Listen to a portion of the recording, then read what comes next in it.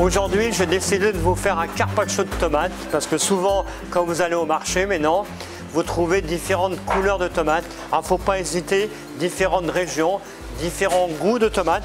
Là, c'est une tomate qui est un peu plus acide. Là, vous avez une tomate un peu plus sucrée. Alors, comment on va préparer cette palette de tomates?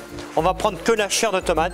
On enlève l'intérieur, on appuie dessus et on va enlever la peau et vous allez récupérer que la chair. Essayez de prendre des tomates un peu fermes, pas trop mûres.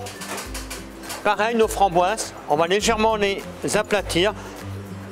Une fois qu'on a suffisamment pour faire cette palette, c'est là où l'assaisonnement est très important parce qu'on va préparer un peu d'huile d'olive et du romarin haché et nous allons chemiser l'intérieur de notre cercle. On va mettre un peu de poivre concassé ainsi que du gros sel. Et nous allons monter un petit carpaccio en respectant les couleurs, vous voyez. Une petite couleur.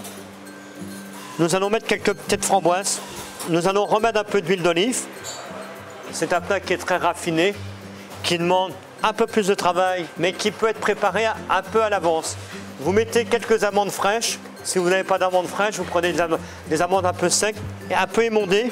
Vous prenez vos olives, vous les mettez, allez, 2 minutes au micro-ondes pour enlever toute l'humidité. Et après, vous faites une petite poudre que vous hachez et ça nous permet de donner encore un petit goût salé. Vous avez quelque chose qui est quand même relativement élégant.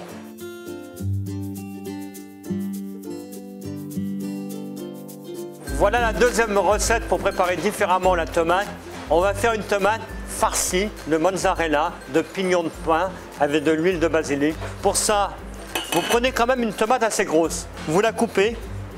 Une fois qu'elle est bien évidée, vous la mettez sur un papier sopalin et vous mettez un peu de sel à l'intérieur.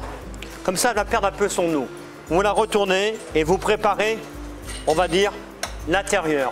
Vous prenez une mozzarella, on la coupe en gros dés et nous allons faire un petit mélange pour la farcir. On prend des pignons de pain qu'on a fait légèrement griller au four ou sous la salamandre. On met une petite pincée, un peu d'olive taillée en lamelles et surtout un peu de pesto. Alors, le pesto, je rappelle, c'est un peu de pignons de pain, du basilic, le tout mixé, vous voyez. On remue. Nous allons bien la remplir. Vous mettez du basilic. Nous allons la mettre dans une petite cocotte, un peu d'huile d'olive. On met au four à 180 degrés pendant à peu près 20 à 25 minutes.